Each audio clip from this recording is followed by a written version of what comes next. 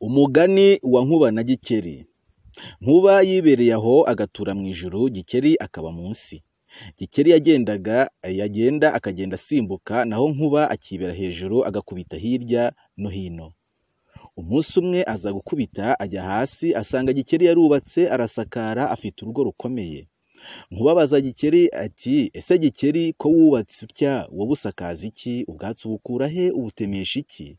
Gikeri ati, mfite umuhoro wanjye, ngomba gusakara inzu yanjye simvirwe.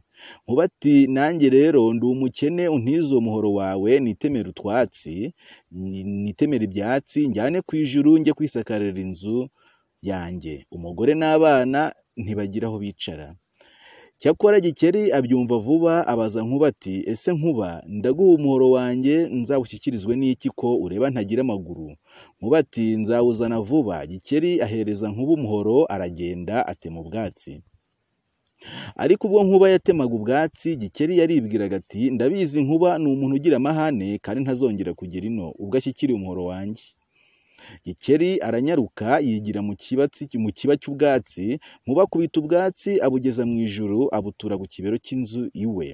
Umugore ati, ese noneho ubwatsi bukuye he? Undi ati, wa mugore wiceceka, ibintu mbonye ntibigira uko bisa. Nahuye n'umugabo Gikeri ampereza uyu muhoro, ariko nzareba ka Gikeri na Nkuba.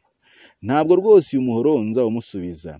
Reka njye nitemera ubwatsi nisakarira inzu, ntabwo Gikeri azagera ino. Umugore ati, uzaba umuhemukiye cyane. Undi ati, reka da, ntabwo namuhemukira. Nkuba ajya guca ubwatsi arasakara, hamererwa neza. Gikeri aranyaruka yitura mu kibero cy'inzu, noneho Nkuba akibwira ngo ntabwo ibyo avuga Gikeri abyumva.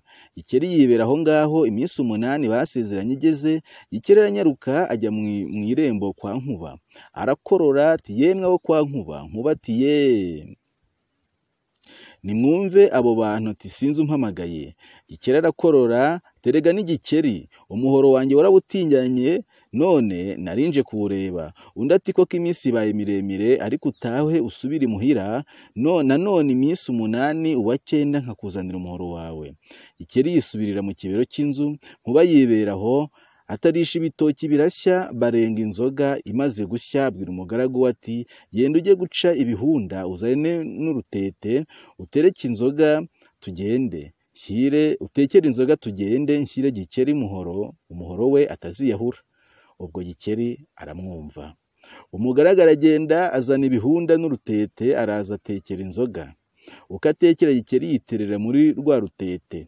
Noneho umugaragu arikorera. Nkuba arakubita umugaragu na sebuja bitura ku isi. Umugaragu aragenda atura inzoga mu nzu. Gikeri ava muri rwa rutete ajya ku buriri. Umugaragu asubira ku irembo asanga shebuja. Shebuja ati, se wamuhamagaye? Umugaragu ati, nahamagaye databuja, ariko nta muntu wanyitabye. Ngagere ku irembo arongera arahamagara ati, yemwe kwa Gikeri. Gikeri ati, ye, arakorora, nta muntu umpamagaye. Bati, arahamagaye, ni Nkuba waje kugutarurira umuhoro. Gikeri abyuka vuba vuba